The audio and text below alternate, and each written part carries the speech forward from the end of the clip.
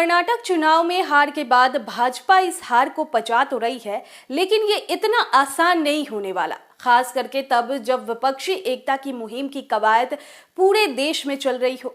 देखिए, जहां एक तरफ जेडीयू कर्नाटक में भाजपा के इस हार के बाद ये कह रही है कि अब 2024 में भी बीजेपी केंद्र की सत्ता में नहीं वापस आएगी, मतलब अब भाजपा जो है वो अनपॉपुलर होते जा रही है। वहीं दूसरी तरफ देश भर के राज्यों में देखेंगे तो कमोबेश परिस्थितियां कुछ ऐसी ही हैं।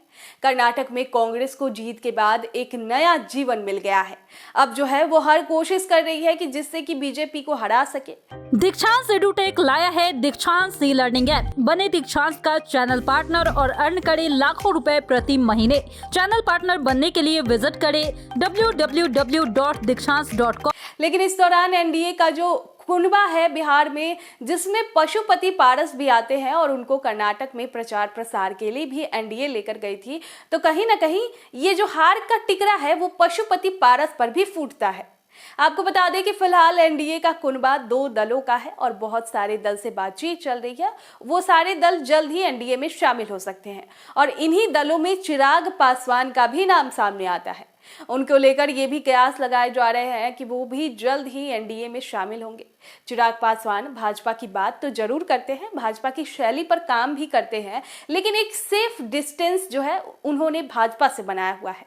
पूर्व में जब उपचुनाव हुए थे तब चिराग पासवान ने भाजपा का बहुत साथ दिया था।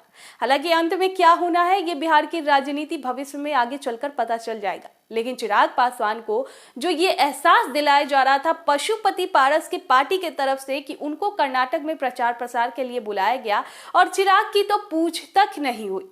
ऐसे में अब जो है भाजपा की कर्नाटक में हार हो गई है, इससे चिराग पासवान की एनडीए में कद जो है वो ऑटोमेटिक बढ़ गई है। क्योंकि देखिए, हमने आपको पहले ही बताया था कि जब बिहार में उपचुनाव हुए थे तो चिराग के इम्पैक्ट काफी ज्यादा पड़ा था और कहीं ना कहीं उसमें भाजपा को की जो जीत हुई थी उसका श्रेय भी चिराग को भी जाता है। और दूसरी तरफ पशुपति पारस जो कर्नाटक में जाते हैं प्रचार प्रसार करने के लिए और वहां एनडीए को कोई फायदा नहीं होता, उससे वहां उनको हार का ही सामना करना पड़ता है।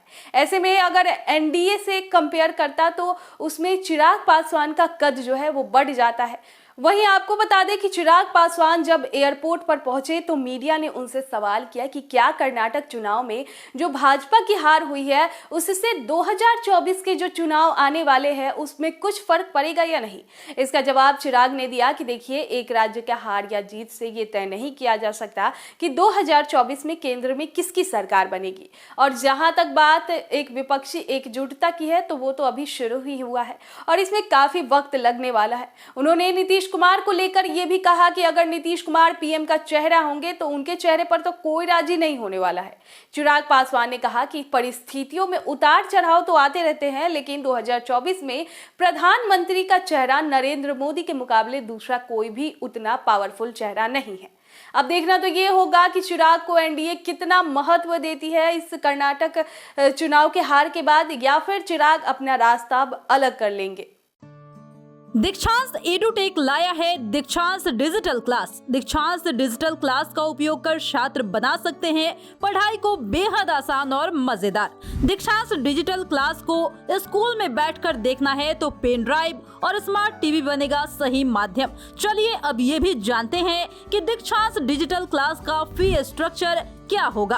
नर्सरी से लेकर यूकेजी के लिए 7,000, नर्सरी से लेकर दूसरी कक्षा के लिए 12,000, नर्सरी से लेकर 5वीं तक के लिए 18,000, नर्सरी से लेकर 8वीं तक के लिए 24,000, नर्सरी से लेकर 10वीं तक के लिए 30,000। अगर आपको डेमो करना है तो उसके लिए आप दीक्षांत डिजिटल क्लास के यूट्यूब चैनल को विजिट कर सकते हैं। हमारे यूट्यूब चैनल को सब्सक्राइब और फेसबुक पेज को लाइक करना ना भूले। धन्यवाद।